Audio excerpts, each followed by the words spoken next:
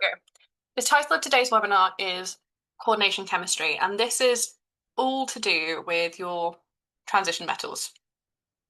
Okay, it's to do with your complex ions, which transition metals are central atom for. Okay, so what do we know about transition metals? Just throw things out there for me.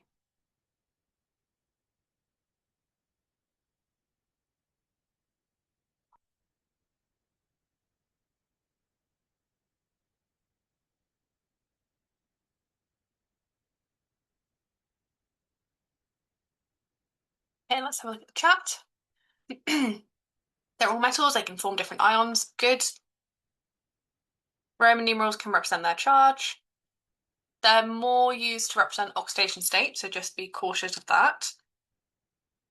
They are the D block. Excellent. That's going to be really relevant in the middle of the periodic table. Anything else we know? Good conductors of heat. Good.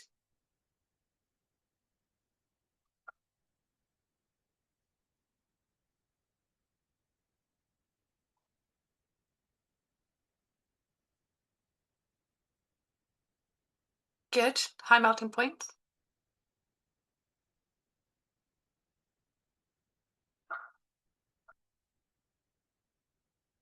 Reactive. Yes, good. Also really important and a big part of our discussion today. Great. Thank you to everyone who contributed to that. So transition metals is quite a big topic, but we're going to try and break it down into smaller parts. We're not going to cover everything to transition metals because, as I said, we're focusing on the coordination chemistry side of things, but we will still be getting some basic understanding in order to then understand the coordination side. That's all right. I hope everything's okay for the person who's got to go. Okay, fine. So key points from this first PowerPoint. Revisiting how we write electronic structure at A level. So using our up-down arrows. Hopefully that should ring some bells. And how that changes when we have an ion. So remember the number of electrons obviously changes. And we're going to start thinking about complex formation. And that complex formation is our segue into coordination chemistry. As always, spec points, go back through them in your own time. And as I mentioned in the WhatsApp chat as well, please do make sure you're using reflective booklets because you can write down which spec points from your specification that's actually been gone through. And then you can highlight any that you either we didn't go through because it's not sort of generalizable to everyone, or let's just say it's just not something we got round to doing.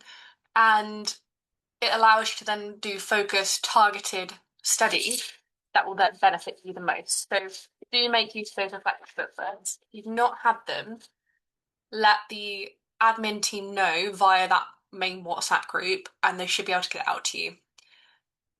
Okay, but yeah, so spec points here for you to see at your own time. Transition metals, you've already told me a bunch of stuff about them, so I'm just going to tell you what it says here. This subperiodic table is blank, but what we do know is those central elements are our transition metals minus these two rows here that then get expanded into our actinides and lanthanides, but don't worry. But this is our D block, generally speaking. What that means is that the D sublevel is filled with electrons. The important thing is, for your transition metals, and this is a definition you do need to have down, they have an incomplete D sublevel in their atoms or ions. Okay? So the D shell is not complete. That means that they can form one or more stable ions with a partially filled, a partially filled D subshell. Okay? So we'll go through it more in a following couple of slides, but remember that this is not actually a D subshell, this is just to illustrate my point really. We have up, up, up, up, down, down, down. But I've not completed it, we're still missing an electron. Same if I did that, but actually then we're sort of switching between two different oxidation states. So this partial filling is essential to the function of transition metals. Okay, so we're going to take scandium, and you will probably know nothing about scandium, and that is totally fine. You may not even realise it is an element. Okay, it's a transition metal, and we're just using it to illustrate the point. It normally forms Sc3 plus ions, so scandium 3 plus ions. When it does that, it loses 4s2 and 3d1 electrons. What this means is there are no electrons there for in the 3D subshell. So I mistakenly said something there. This is not a transition metal because it ends up with no electrons in the subshell, and we said it has to be a partially filled subshell. Okay. So same principle with zinc. So zinc normally forms zinc 2 plus, where they lose the 4s electrons, 2 of them, and that just leaves a complete 3D subshell behind. Again, that's now complete. It's not partially filled. Okay. So again, scandium, zinc, not transition metals because they have full D subshells. This is what I was trying to demonstrate with my little boxes at the top. Just a personal thing and a conventional thing if you want to take chemistry at sort of university and further, you really should be using sort of half-headed arrows, not these full-headed arrows. But it's okay if your teachers have told you to do it this way, then do it this way. But if you want to do it at a further level, you're doing extra reading, it's the same thing. Okay, so we're going to take period 4 now. Someone tell me, period is a period the columns or the rows that we see in the periodic table? Chat. Good, yeah, it's the rows. Brilliant. So period 4, our 4th row down, contains all of these elements. Okay, and they've written them out this way so that we can see where 3D is full and 4s is full or not. Okay, and this is again just to demonstrate that notation to you. Do have a practice if you're feeling that a little bit rusty on it. Now, the properties of transition metals directly relate to their electronic structure. And I know I absolutely go on about how electrons determine what happens in chemistry, and that's absolutely true. It's even more poignant when we look at our transition metals. Okay. Now, I hope you recall when we looked at this the first time that 4s and 3D subshells have similar energy levels. Okay. Wonder if we're going to come up with a diagram again in a moment. No, but that's fine. So what we see is that 3s, 3d, and our 4s subshell sort of sneaks in here, so there's a bit of an overlap. It's this one and this one. They have similar energy levels when we compare the shells in the orbit. Importantly, the 4s subshell is at a lower energy, so that's why I drew it slightly below the 3d. So the 4s subshell will actually fill up before 3d. Okay, so we'll fill up our 1s, our 2s, and then we'll go to 3s, 3p, 3d, and then we have our 4s there.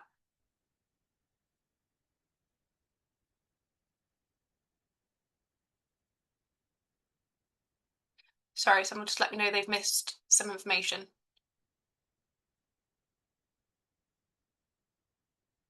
Okay, so I was saying about making sure that you're using the reflective booklets that you should have been sent out in email. And if you don't have that, then to send a message in the WhatsApp chat and just ask if they could resend it politely, because sometimes it just gets lost in inboxes and things like that. Fine. So this is our 4s. This is our 3d. Oh gosh, did not mean to do that, but you know what I mean, so it's fine. So that means 4s is going to fill first and then 3d will.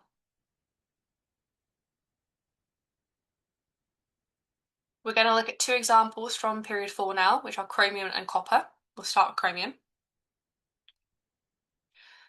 As you can see, each of the orbitals has one electron in, and 4s is not completely filled.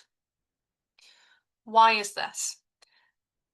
It's because it's more energetically favourable to have one electron in these orbitals than to have two in 4s. I can't explain it any further than that.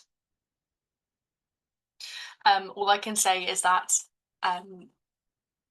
once you sort of have filled up or close to filling up 3D, and if there's an extra one here, you can move it so it's more evenly spread. That's how I would describe it. Okay, so it's more energetically favourable. So we end up with half-filled 4s and 3D subshells. It is similar with copper in the sense that 4s is not completely filled. And it is, again, because it's more energetically favourable to have the complete 3D level filled than it is to have 4s filled. Okay, so 4s fills first because it's got lower energy requirement for the electrons to be there. But let's say it's filled and we've gone to 3D now. If we're up to 9 and we've got another, if we are up to 9 across our 3D, so nitrogen, it's got 8, so we've got one more here. It's easier for the atom to remain stable if the 3D shell is full.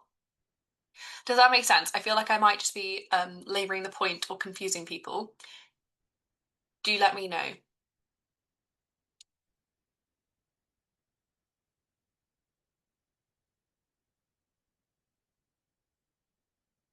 So typically 4s fills first because it's got a lower energy requirement of those electrons to sit there.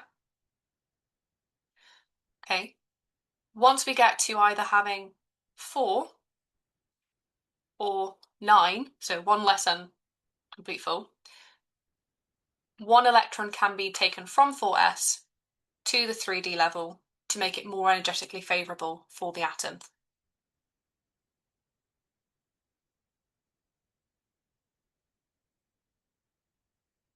Yeah, exactly. Okay. I hope that makes sense. If not, we can come back to it, but I'll keep moving forward for now, okay? So this is to show if I was to write it in the exam and I put it like this would be wrong because it's more energetically favourable, i.e. the nucleus. Remember, we've got those positive protons exerting a force on those negative electrons. That interaction becomes unstable. So we want to make it as stable as possible so it can continue to exist. And the way we do that is by distributing the electrons. So one of those electrons goes over here, one of them goes over here. No, don't worry about typos, it's not a problem at all. You've seen my writing. Fine. Happy? Thumbs up if we are.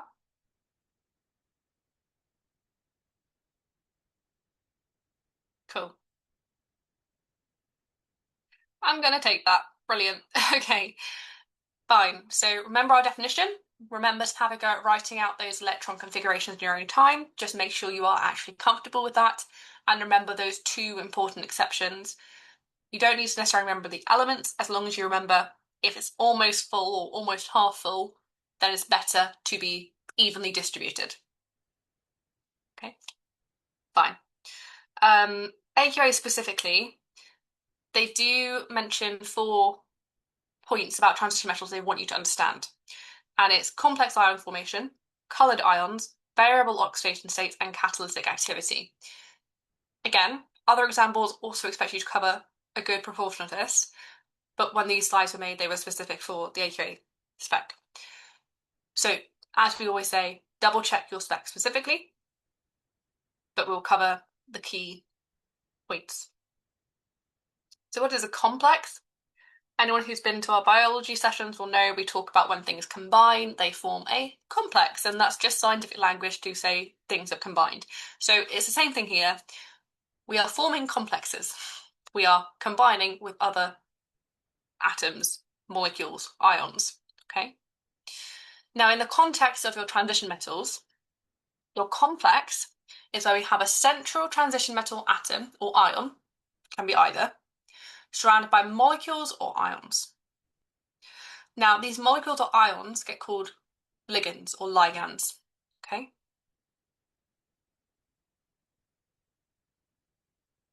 It just means the thing that bonds to the transition metal in the complex. It's just how they've categorized it, okay? Now, the bonding within a complex is slightly different to what we may normally know. It's called coordinate bonding, which again we'll go through. And the ligands form those bonds. A coordinate bond is where a pair of electrons is donated from the ligand to the transition metal to form that bond. So it's a bit like our ion formation in the sense that electrons get moved, but here we're moving a pair of them. It's like a dative covalent bond, I suppose. Okay. But as we said, important, the electrons both come from the ligand, not from the transition metal. Okay? So remember, our transition metals have those partially filled d subshells. That means they can accept more. They can do more with their subshells. That is why the electrons are coming from the ligand. Now, again, we like to be able to describe things to other scientists, and one of the things we can use to do this is the coordination number. Now, that coordination number is just telling us the number of coordinate bonds that are formed with that metal ion in the middle. So rather than just saying, the bonds that we formed, or the coordinate bonds that we formed, the number of, we call it the coordination number because it shortens it ever so slightly. And so that is why chemists do this. No, but in all seriousness, it is as simple as that, okay? Fine. Again, metals form mostly ionic compounds, but with our complexes, it's covalent bonding. And that's sort of the end of that general introduction to transition metals. We're now going to think a little bit more about those complexes and those ligands. So any questions about what we've just discussed?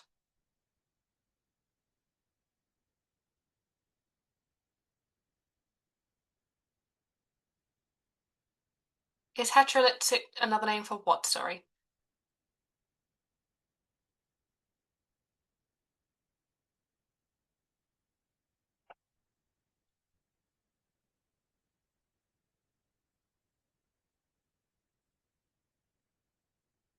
Another name for what, sorry, Chris?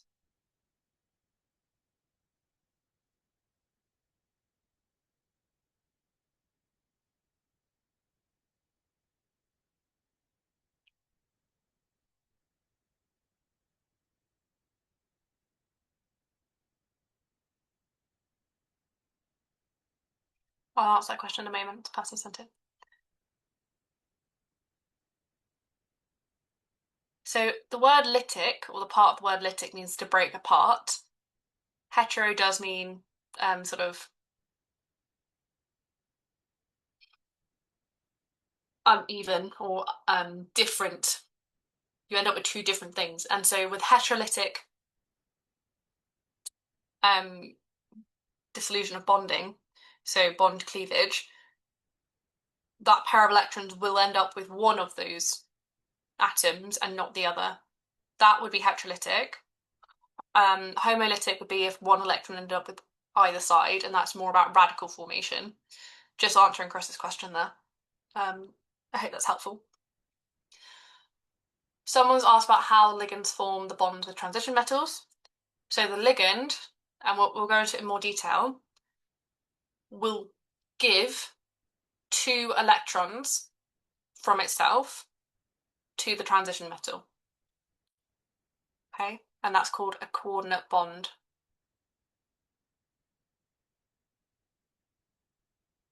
In essence, yes. No worries. Thank you for asking the question because it's important that you understand before we move on. Fine. So we're going to think about ligands a bit more now. So hopefully that context will also help with it to reassure you. Just going to pause it on this screen. I know that I say spec points go back in your own time. There are a couple of things I just want to mention.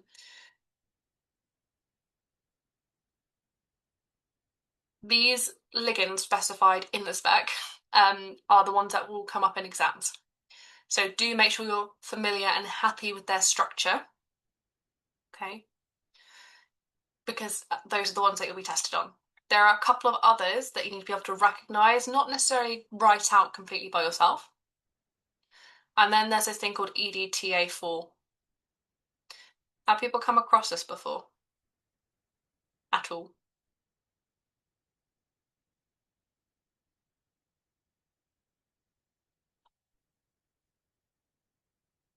Got a no? Nope, nope.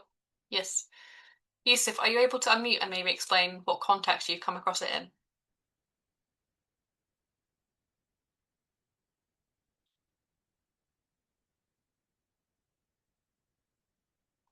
You're welcome to put it in the chat instead if you would prefer, but it would be nice.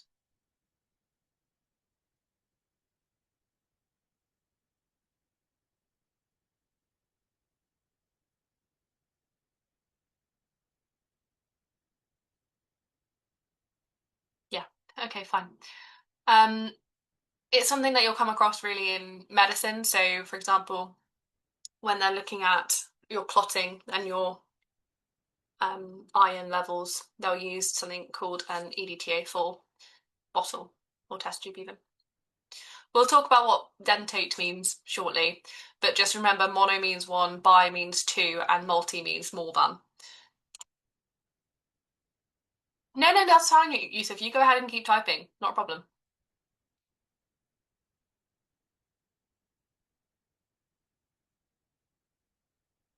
Whilst Yusuf types that, I'll just let you have a look at this screen and make some notes about the structure. So I do want you to be comfortable with the structure of these different potential ligands.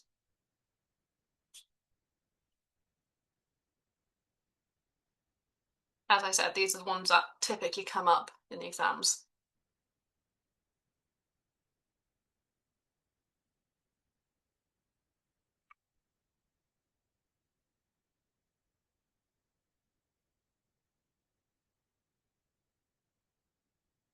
Oh, don't worry, Chris, that's not a problem.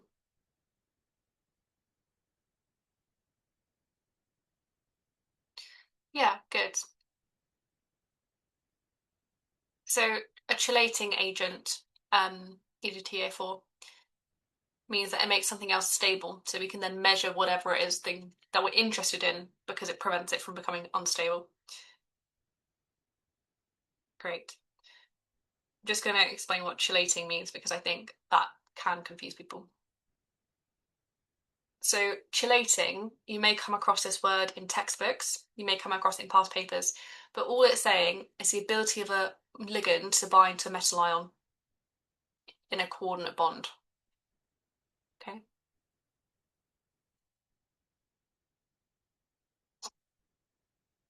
Again, it's faster to say that than to say it can form a coordinate bond with a metal ion. It has chelating properties. Fine. So as you can see, water, ammonia, cyanide, chloride, ions, specifically ions. You'll see that there are dots around these structures. One are oxygen, nitrogen, carbon, and chloride, and those are lone pairs of electrons. Okay. Those lone pairs can be donated in those bonds we were talking about, those coordinate bonds, to form that complex. Now, monodentate, bidentate, etc. If a ligand has one pair of lone electrons, it's a monodentate ligand. Put in the chat which of these four are monodentate.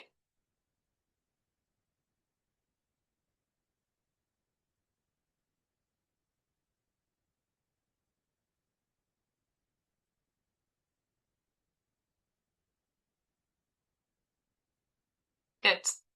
Well, So cyanide and ammonia, because they have one lone pair of electrons, okay?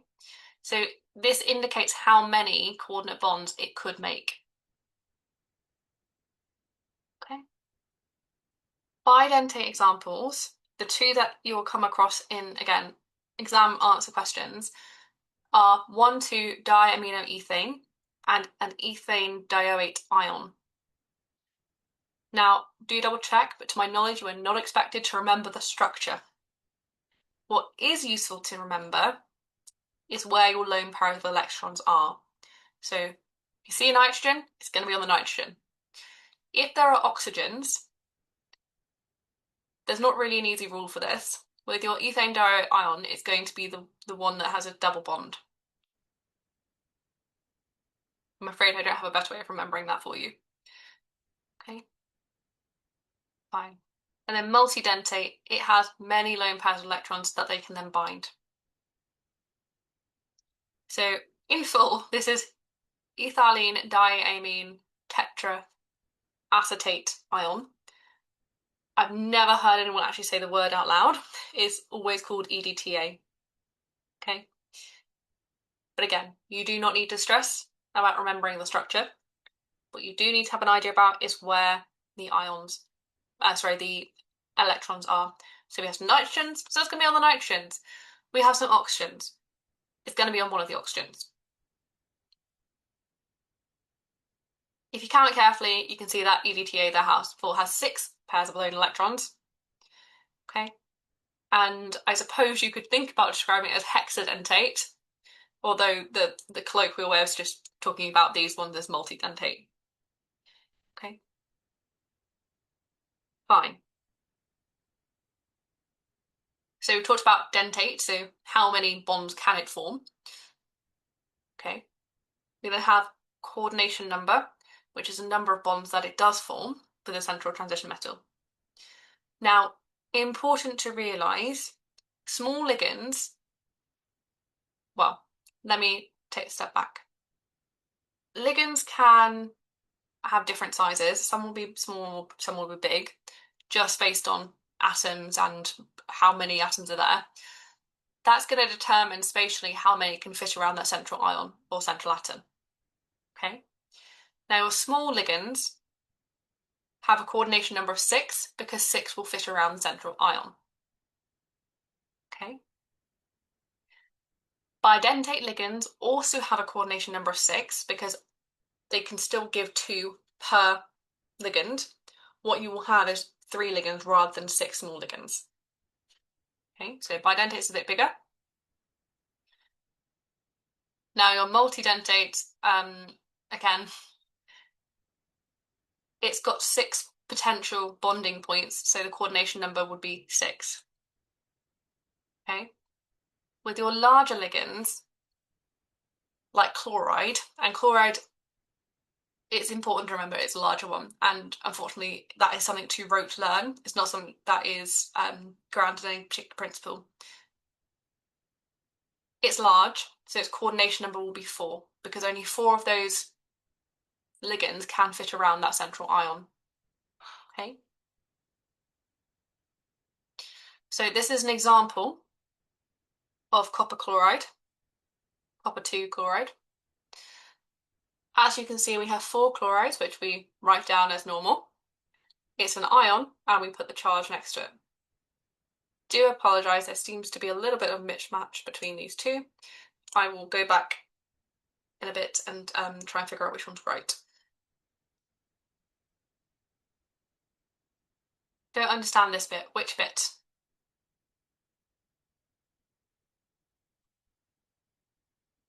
Whilst I'm waiting for a response to that, I will double check what the charge should be.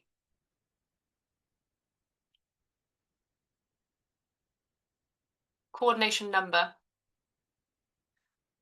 Okay. Anyone feel like they understand what coordination number is and able to just give us a go at explaining it?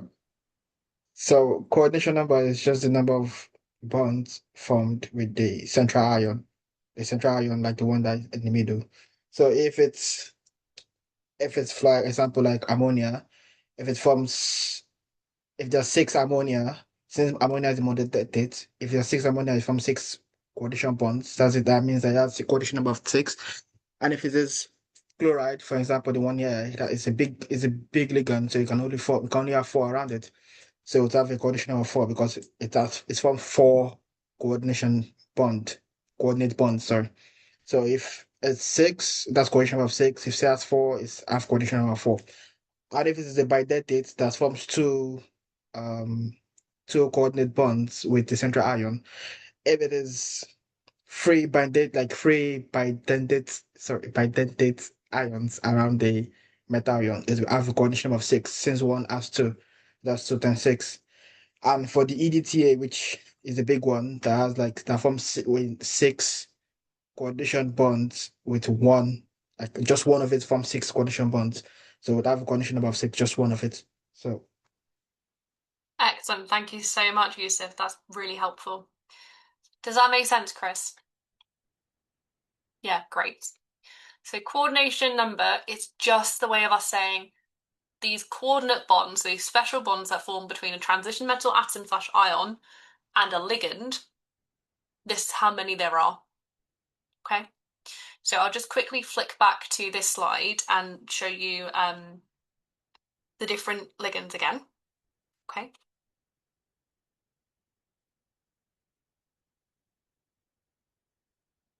And it's all about those lone pairs of electrons.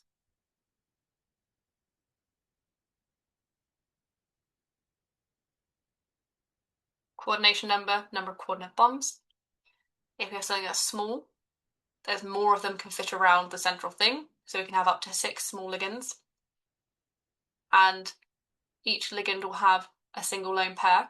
So we'll end up with 6 coordinate bonds, i.e. the coordination number will be 6. Bidentate, we can only fit 3 of these around, but they each will have 2 lone pairs of electrons able to be donated. So we still end up with a coordination number of 6. And then this one has 6 lone pairs of electrons, so we can form 6 bonds, so coordination number of 6. Now I've just had a look at this, and Cu should be 2 plus, but actually the overall charge is 2 minus. So this is where it's gotten confused. Okay. Now, something about notation here. With our coordinate bonds, we do draw them as arrows because we are saying where those electrons are coming from and going to. Remember, we do this a lot of the time. We can do curly arrows when we're talking about movement, but actually in these, we are just drawing straight lines. Can anyone comment on the different types of lines we have here?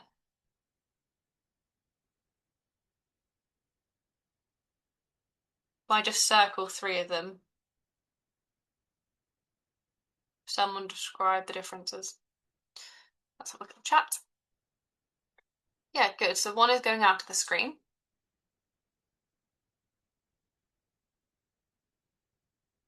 One is going behind the screen. And 2 are in the screen, if that makes sense, because we're thinking about it in 3D. Okay. So we have the central circular atom, and then we have one that's going to be sort of behind, front. My drawing's terrible, but we're just going to go with it, folks. Okay. So in 3D, you can imagine those different side arms will be going off in slightly different directions, and that's what it's representing. Okay. So you still draw that when you're doing these coordinate bonds. The only difference is you add on that little arrowhead at the bottom. Okay.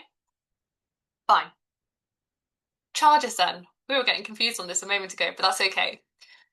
So our complex charge will depend on the oxidation state of the transition metal and the charge of the ligand. Okay. Let's take this then. This is cobalt, and these are ammonia ions. These are small ligands. We have 6 of them around. We have 6 bonds formed. We have a coordination number of 6. Okay, and these are monodentate ligands. Now, this complex has a charge of 3 plus, okay, because cobalt has an oxidation state of 3 plus, and the ammonia ions are neutral.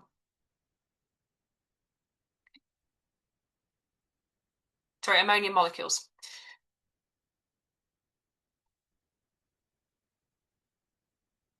Again, slight confusion here, but don't worry.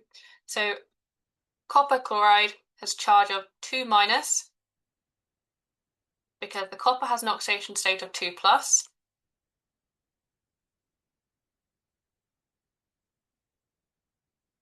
And the chloride ions each have a -1. Okay, so 2 minus 4, we get -2.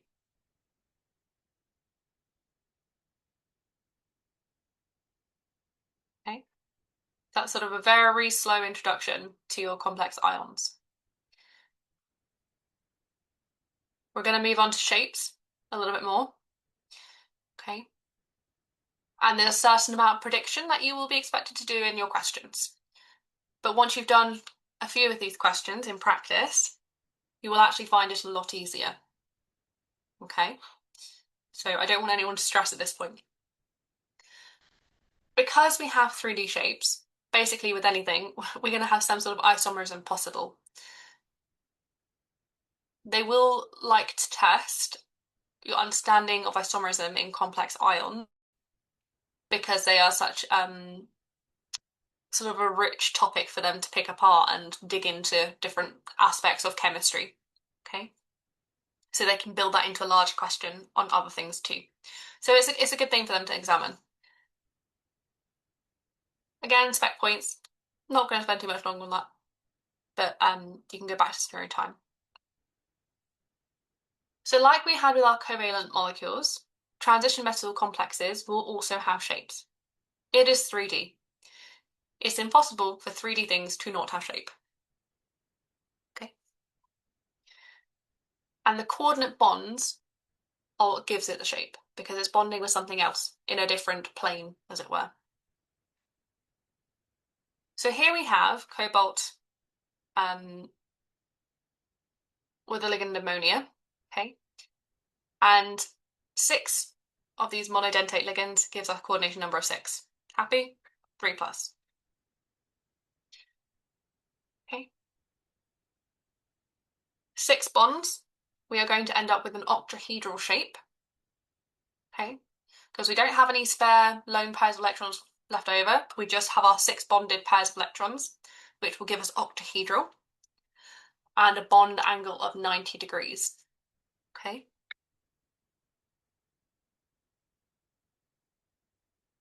And that is between those, and then between those.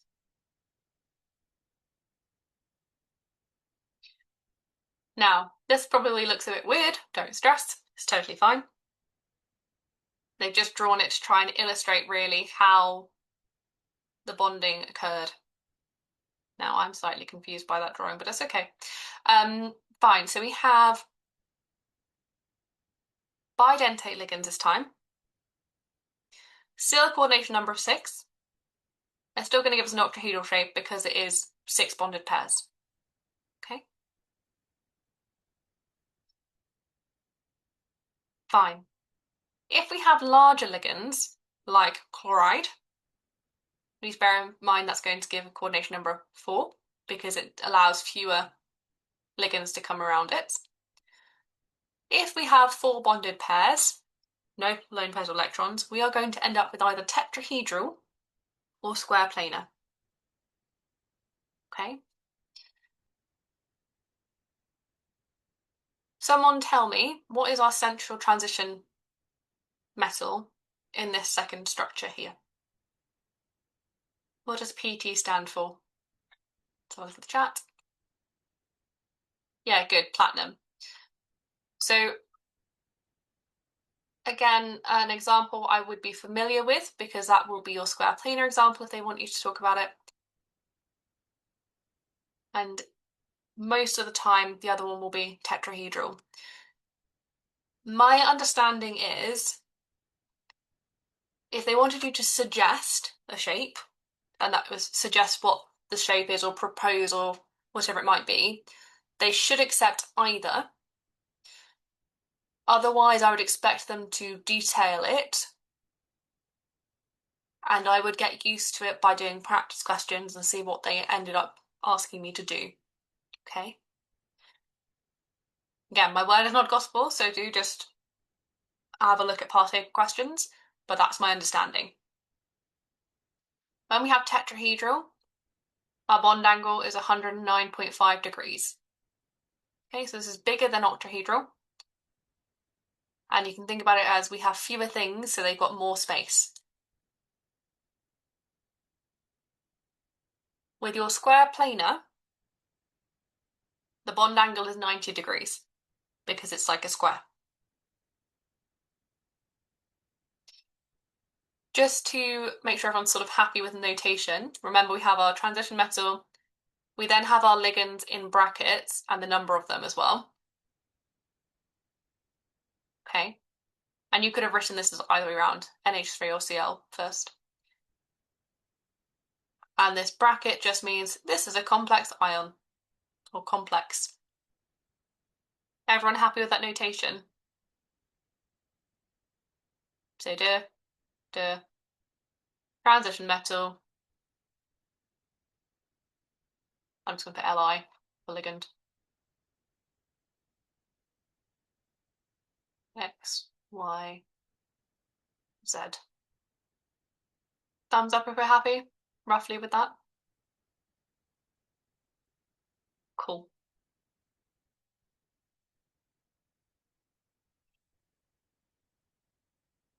Fine. So this is an interesting one because we said that monodentate ligands, you can have up to sort of 6. That doesn't mean you'll always have 6 ligands there. So this is an example of, anyone know what this is?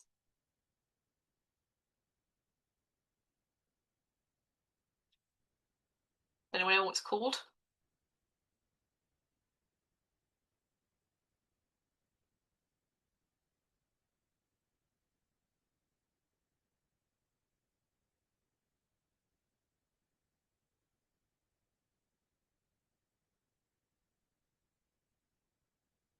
Good, we've got someone say tolerant agent. Excellent. And yes, the central atom is silver, and it is a linear shape. That's okay, don't worry. Fine, so yes, Ag is silver, NH3 is ammonia, okay, and then we have a linear shape because it's in a straight line. Lines have angles up to 180 degrees, so that is going to be our bond angle, okay? This is known as Tollens reagent, okay, or silver diamine. I wouldn't expect you to necessarily know that name, but just so you know what Tollens reagent actually is, it's silver with amines in, okay? Now, this is a test you should be familiar with by the end of your 2 years of chemistry and by the time you go into exams because Tollens reagent is something you can use to test for the presence of aldehydes. Okay? And as with biology, we do lots of tests to detect things because we're trying to work out what we have in the first place. Now, lots of clever people worked out these tests for us ages ago. We are just using them to then work out what we've created and whether it's pure and things like this. So we can use Tollens reagent to say, we have in fact made aldehydes by taking a small sample. And what we do is we have our sample of unknown stuff that we suspect has an aldehyde in it. We take a bit, we put it in a test tube, okay, and we add our Tollens reagent. And if there is in fact an aldehyde there, the aldehyde will reduce the silver ions to silver metal, and we end up with like a silver film, which gets described as a silver mirror on the inside of the tube. So it sort of coats the inside of the tube with a silvery deposit. Okay. A little bit off topic, but still relevant. Fine. Let's think about our isomers then. Okay. So we still have our coordination number of 2 because we still have 2 ligands bonded. Okay. And we're going to focus on our tolins for a moment. Remember, geometric isomers are a form of isomerism where the compounds are the same molecular formula but different arrangement of atom in space. We describe versions of these as either cis isomerism or trans isomerism. Okay, and that relates to the position of the groups if we have, let's say, 2 of the same. Now, cis-trans isomerism will occur in square planar or octahedral monodentate complexes, specifically monodentate. Optical isomerism occurs in octahedral complexes. So, somebody want to define for us what the difference is between cis-trans isomerism and optical isomerism? So I gave you a little bit of a hint with cis-trans isomerism.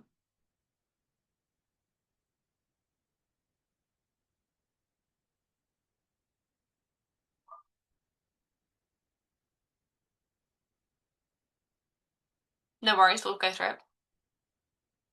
Yeah, cis-trans isomerism uh, is the one that has like when you have the same, let's say the same molecule like compounds, or I don't know how to put it, like on the same side is a cis, but when you have them on different opposite sides, it's a trans. But our typical isomerism is just like a mirror image of one compound, like one complex, a mirror image of the complex, like a mirror image of the complex on the other side. That's just it. Thank you. Thank you very much, Yusuf. You should be teaching this. You're doing amazingly. Thank you. Um, great. Yeah. We'll go through it in a little bit more detail, but Yusuf has given an absolutely correct overview. So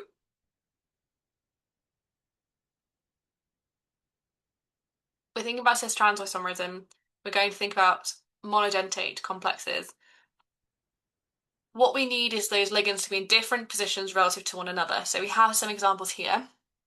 And these are some octahedral examples. So we have cobalt, and attached to that cobalt, we have 4 water ligands and 2 chloride ligands. Okay? As you can see, they're in slightly different places. When we have chloride ions at opposite ends of the complex, okay, there's such a big gap between them. Think of transatlantic flights. I know it's a really silly way of remembering it, but it's how I do. That means it's a trans isomer. Okay? So I've got to go all the way across the Atlantic, which is the cobalt here. When the chloride ions are on the same side of the complex, like here, this is a cis isomer. Now, cis just makes me think of sister, which means that you're close together in your family tree. Don't ask me why my brain works like this, I don't know. But because they're close together, they are cis isomers. Okay? And a special form of EZ isomerism, if you are familiar with that. Okay? And that's to do with the position, again, being the same or different. Fine.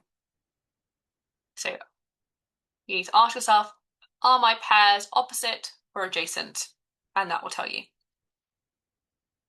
So we have it in octahedral, we also have it in square planar complexes, and the examples here are our platin. So there's something called cisplatin, I don't know if people come across it, but it's used in cancer treatment, and it is a form of this. So I'm going to number these. I want people to tell me which one is cis and which one is trans. So if you can do that in the chat, that would be excellent.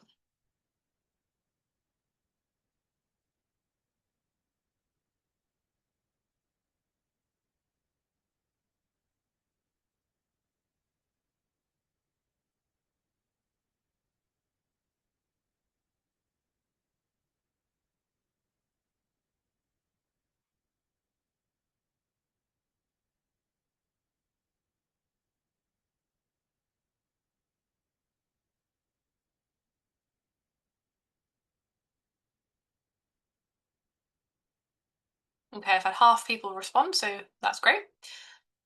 Correct. Okay. This left diagram shows that we have them opposite each other, so they are trans, and this one is next to each other, okay, and therefore it is cis, okay. Now, equally, it would technically be cisplatin if we said this was a Cl and this was the NH3 because they're still next to each other, okay. So just bear in mind those positions of symmetry, because if you were to twist it, for example, it would end up with the same result. Fine. As I said, cisplatin often used in anti-cancer treatment, which is excellent. So when we're trying to synthesize this, we need to make sure we have, in fact, the right one. You don't need to know about the specifics of how it works, but if you're interested, it's to do with how it binds to DNA, making it difficult for that DNA strand to be replicated. Transplatin, unfortunately, does not have the same effect. So we need to make sure, as you said, we have the correct version. Okay, optical isomerism then. As Yusuf said, this is non-superimposable molecules. They are mirror images of each other.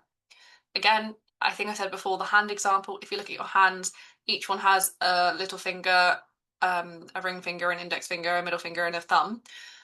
But you can't have your palms looking at you, no matter how you rotate that hand, and for those digits to all line up in the same order, if that makes sense. So you won't have your thumb and your thumb in the same position if you would compare those two. They're non-superimposable mirror images. Does that make sense? Great. Now, the way that we distinguish these is by using special plane polarized light, okay, and it's to do with how those molecules then interact with that light as to which version it is. One of them will rotate clockwise, and the other will rotate anti-clockwise.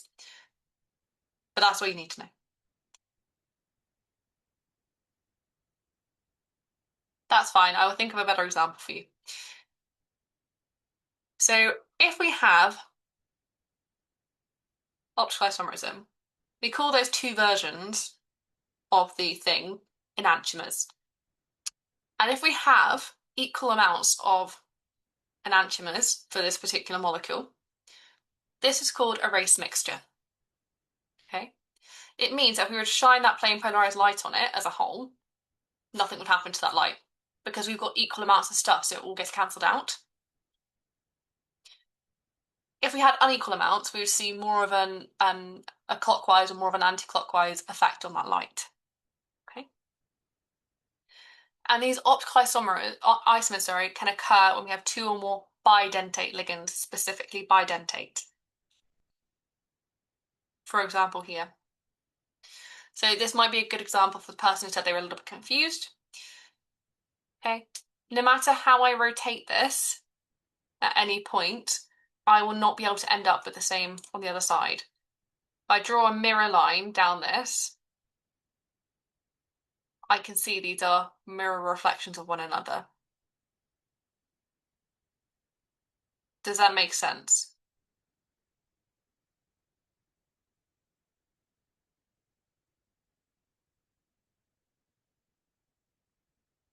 And if they ask you to draw an optical isomer, they will give you sort of a mirror line and one of these versions, and then expect you to be able to draw the other side.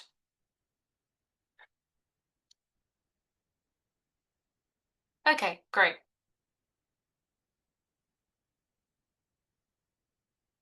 Fine. So just to sort of finish off a little bit, we're going to think about substitution reactions a little bit more. So this is ligand substitution. I'm not going to go into hemoglobin and the chelating effect too much because I think that's something you can look up in your own time, but also it's not necessarily universal to exam boards. So substitution then, as I then think we're taking something out and putting something in place. We can substitute ligands, okay? So we can replace our ligands.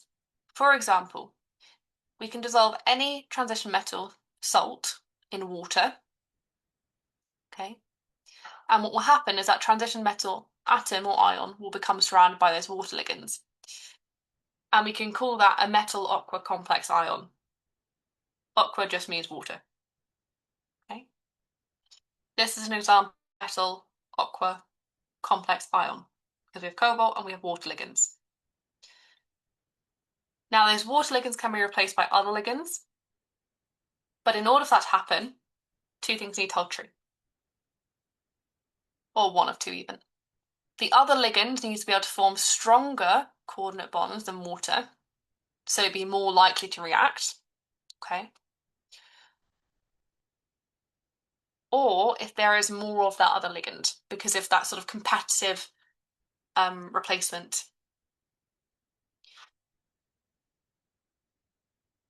What we can have is either complete ligand substitution, where all of those water ligands, all six, are gone and replaced with something else, or we can have incomplete ligand substitution. This is where only some of those original six ligands, those six waters, get replaced with a different ligand. Okay. That occurs if the partially substituted complex is energetically more stable than the originally or fully substituted complex. To know which ones do this, exam question practice. Okay, fine. Now, if the ligands are of a similar size, the coordination number and shape of the complex will remain the same. That makes sense. If it's small enough, it will still be enough space for enough of them. If it's bigger, then that means it's going to reduce the number that can go around it. If it's still multidentate or bidentate or whatever it is, then it's going to end up with similar effects. Okay. Now, ligand substitution itself is a reversible process, so you will see your reversible arrow. There are some important ones for you to know, and the color changes are something they may actually ask you about. So if we think about cobalt specifically, because it's what we started with, cobalt 2 is a bright blue. Okay. And we can react it, our metal aqua compound. So we can react cobalt with water to form a metal aqua compound, which is pink. Okay. But then if we want to make it into cobalt with ammonia, we can substitute. Okay. So we add in our ammonia and we substitute the water out. So we go from bright blue to pink to yellow. Okay. How that happens is ammonia acts as a base, which then removes a proton from two of the water molecules. You don't need to know this intermediate step, this is just for those who are interested. This is hydrated cobalt hydroxide. That will then further dissolve into a pale yellow solution because our equilibrium can then shift. If you don't totally understand what's going on, that's totally fine. Okay. The main equation they will want you to know about is this one.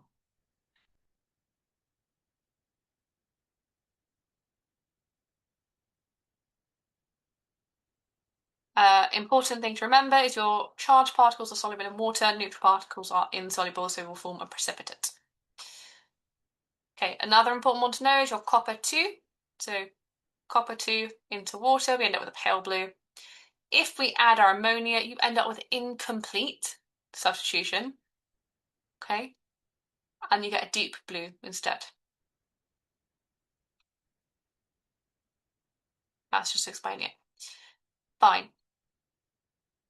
As we said, if you go for a larger ligand, you're going to have a reduction in the number of things that can go around that central atom, therefore a reduction in the number of bonds, and so that will change the shape and the coordination number.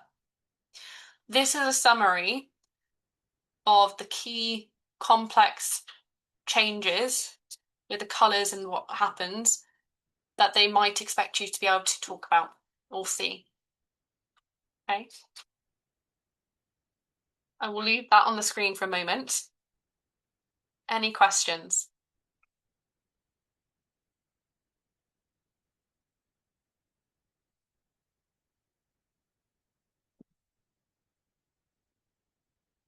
Okay. So I just want to briefly mention about why we get these sort of color changes. And it goes back to your sort of energy gap and I'm hoping people remember sort of talking about ground state to excited state electrons. That's the same thing that's happening. What we're doing is we're changing which shells electrons are in and which atoms they belong to. And so we end up with this difference between energy level of those different shells. So your color arises from the transition metal. They have a partially filled d suborbital. Okay. And now as you increase the number of electrons in there, we're going to increase their energy. They're going to go into different orbitals. And as they are excited and then return to ground state, they'll release energy, which is in the form of visible light. Okay, I hope that rings some bells for people. Have a look at Planck's constant. Again, that should be sort of earlier stuff if you should have covered. But yes, I hope that makes sense. Any questions? Anything people want clarifying? You're also more than free to go. I'm aware that it's now 5 past, so thank you for coming along. And yeah, I hope that was helpful. I will stop the recording.